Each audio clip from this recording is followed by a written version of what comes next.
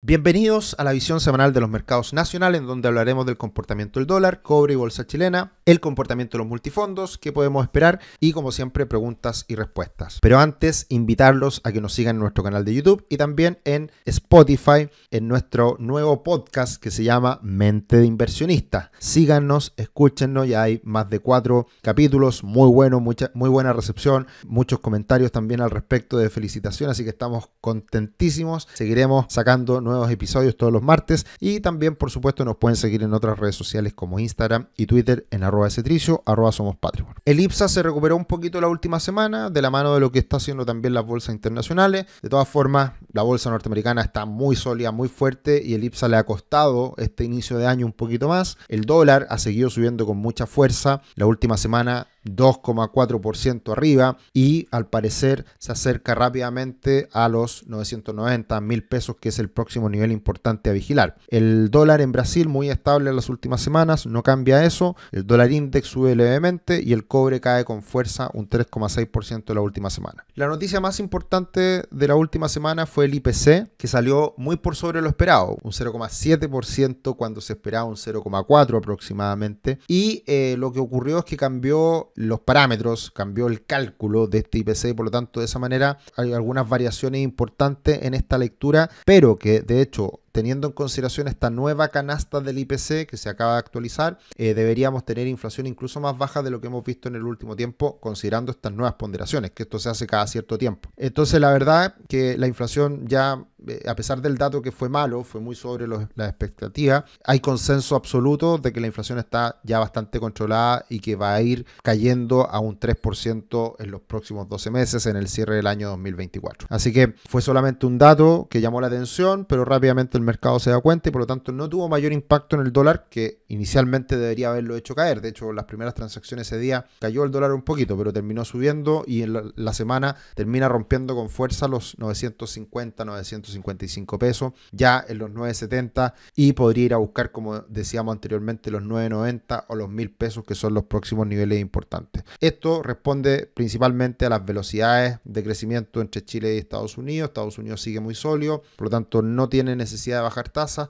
mientras Chile está muy débil la situación económica y el Banco Central tiene que seguir bajando las tasas muy fuerte. Esa es la diferencia y eso hace que sea menos atractivo traer dólares a Chile e invertirlos en el país, porque las tasas van a seguir cayendo y por lo tanto ese premio por tasas ya no estaría existiendo en el futuro. Desde esa perspectiva, todo lo que hemos visto en cifras en Chile ha ido distanciando el comportamiento del dólar peso del dólar en Brasil. La brecha se aumenta de manera importante y eso da cuenta de que Chile está en otro escenario, en otro momento económico, con estas bajas de tasas fuertes que están debilitando al peso chileno. ¿Hasta cuándo durará esto? Muy probablemente hasta el minuto en donde ya tengamos certeza de que Estados Unidos va a empezar a bajar las tasas y por lo tanto el resto del mundo también lo comience a hacer. Y hasta ese momento la verdad que todavía falta, porque esto ha cambiado mucho en el último tiempo, lo hablamos en la visión internacional, recomiendo que la vean porque hablamos mucho ahí del escenario de tasas, así que desde esa perspectiva por el momento podría seguir existiendo la presión al alza para el dólar en Chile. El dólar a nivel global y por lo tanto con las principales divisas que uno lo compara, que es el dólar index, está en la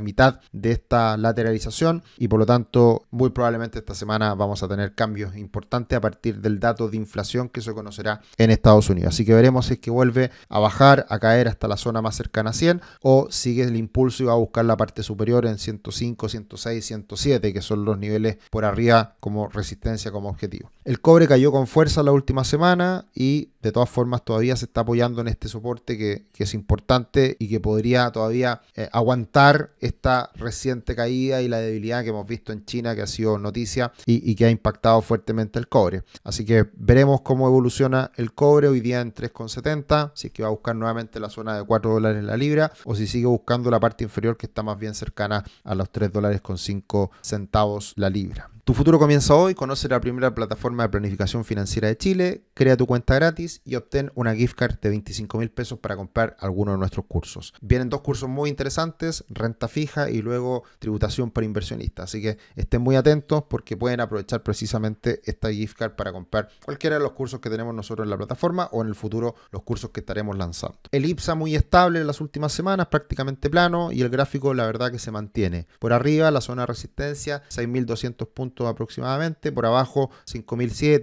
5.008 son los niveles de soporte. Así que una estabilidad que mantiene de todas formas una tendencia al alza, que de todas formas ha sido muy volátil ese comportamiento del IPSA. Veremos cómo salen los resultados del cierre del año pasado y cómo se empiezan a anunciar también posibles dividendos a futuro. Como fue una semana positiva, la verdad que tenemos varias empresas en verde. Ripley subiendo, Colbún en torno a un poquito más de un 4% y AM un poquito más del 3%. Y por el lado negativo tenemos a Vapores cayendo cerca de un 4%, corrigiendo después de lo que había sido un muy buen inicio de año. Sonda cayendo cerca de un 3%, al igual que en el Chile, que cae un 2,5%. El comportamiento del ETF de Chile se sigue debilitando y va a buscar ya definitivamente la parte inferior de este último rango. Hoy en día en torno a los $24 este ETF, y por lo tanto ese sería el soporte a tener en cuenta, en donde vuelve a ser atractivo la bolsa chilena medida en dólares. Como ha subido tanto el dólar en Chile, este índice se ha debilitado porque está precisamente valorizado en dólares, y como sube el dólar se deprecia la moneda chilena, y eso hace que este indicador, este ETF, se vea más débil en el último tiempo. Y por la misma razón hemos visto un desacople importante entre esta bolsa chilena, este ETF, el SH, comparado con el ETF de Brasil. Así que también eso en un mediano plazo,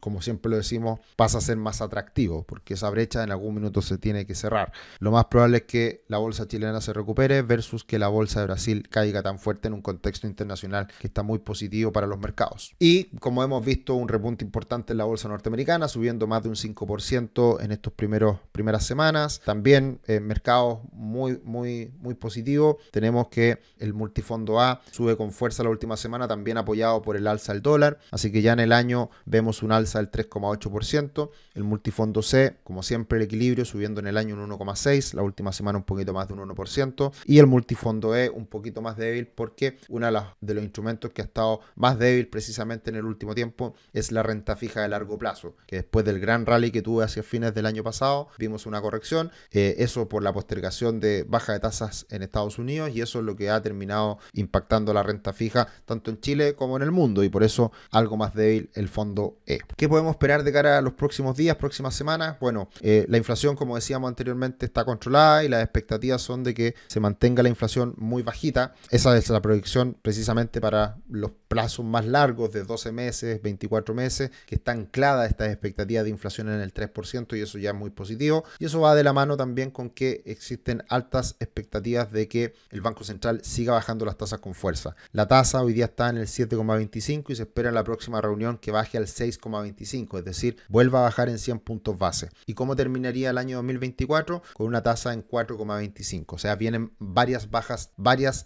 de tasas adicionales para el futuro, y eso es lo que precisamente ha debilitado el peso chileno, ha hecho subir al dólar por ese diferencial de tasa entre Estados Unidos y Chile, que cada vez se hace más pequeño, o incluso hasta podría ser que la tasa en Chile pase a ser menor que la de Estados Unidos por algún momento. Así que eso es algo bastante inédito, y eso es lo que está perjudicando al peso chileno. Para finalizar, varias preguntas, varios comentarios, como siempre muy agradecidos de todas las gracias, las felicitaciones que nos mandan semana a semana, así que muchas gracias para todos ustedes. Y bueno, Sigifredo nos dice: gracias por el informe, consulta, el impacto al alza del dólar versus el peso se debe exclusivamente a la diferencia de tasas. ¿Esta evaluación del peso se mantendría en función de seguir bajando las tasas en el futuro?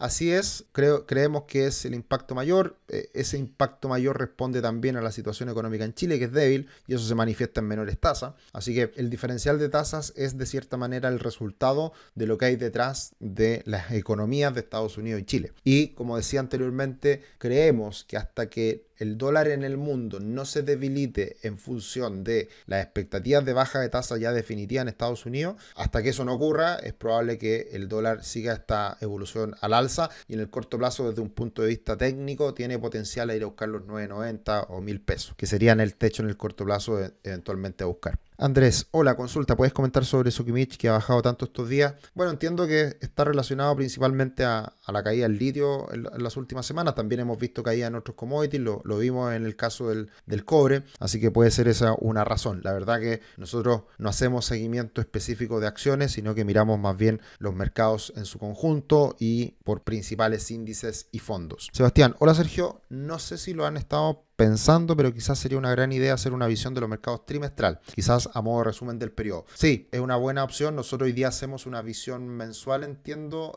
sobre los fondos que analizamos para clientes, y eso lo hace Fernando Sleve. Pero en el caso de lo que hacemos abiertamente de forma gratuita por YouTube, creo que puede ser una buena alternativa analizar trimestralmente los mercados, y hay hartas cosas que acá nos han ido preguntando que probablemente demos respuesta. Ya hacer análisis de perspectivas también, que antes lo hacíamos harto y lo hacemos hoy día mayoritariamente para clientes, pero también podríamos hacer ahí algunos videitos para hablar de lo que esperamos de cara al futuro, para el año en particular. Hola Sergio, pensando en la variabilidad del fondo E, ¿sigue siendo el fondo más seguro, entre comillas, para este año? ¿En qué rango podría caer o subir el escenario pesimista o optimista respectivamente? Difícil saberlo. Ha estado muy volátil porque las tasas de largo plazo han estado muy volátiles, se han movido mucho, y por lo tanto de eso depende mayoritariamente que se estabilice, y también por la situación interna que ha pegado harto en renta fija. Entonces es difícil saberlo, pero entendiendo que las tasas de este año en Estados Unidos deberían caer, eso debería beneficiar a la renta fija tanto de corto como de mediano y largo plazo en el mundo y también en Chile. Así que debiera ser un año bastante más normal para el fondo E, a diferencia de los últimos años. Luis, el alza del dólar me parece que impacta más al alza el transporte, alimentos y bienes de consumo, presionando a la inflación, ¿no es así? Así es, impacta, pero hoy día en términos de la canasta básica no es tan relevante. O sea, hoy día con los cambios que se hicieron en la canasta, entiendo, va a tener un poquito mayor de impacto, pero de todas formas, las alzas que hemos visto en el último tiempo no son tan significativas por la base que veníamos observando en el dólar. Entonces va a impactar, pero con una economía tan desacelerada, tan débil, es difícil que aumenten tanto los precios y que se traspase del todo. Así que por eso es que hay una presión al alza de inflación, pero no debería ser tan significativa, también pensando en el año completo. Y finalmente, muchas gracias, Silva Lagos Esteban, muy buen análisis, muy malos datos económicos del país. Seguimos en crecimiento en años, dólar alto, cobre bajo, desempleo subiendo y una inflación controlada. En este panorama, ¿cómo ve el 2024 para la economía del país? Un poco lo que resumes tú, y siempre muy de la mano con lo que dice el Banco Central de Chile. Este año esperamos un crecimiento del 2% aproximadamente, inflación más controlada. Y en ese contexto es necesario baja de tasa, y es lo que estamos viviendo. Así que no deberían haber grandes sorpresas, a no ser que a nivel internacional aparezcan sorpresas que nos puedan cambiar este escenario base. Pero eso es, y obviamente a medida que va pasando el año iremos actualizando esa visión en función de lo que van diciendo Banco Central y otros analistas del mercado. Eso sería en la visión semanal de los mercados nacional. Un abrazo grande y nos encontramos en otro video. Chao, chao.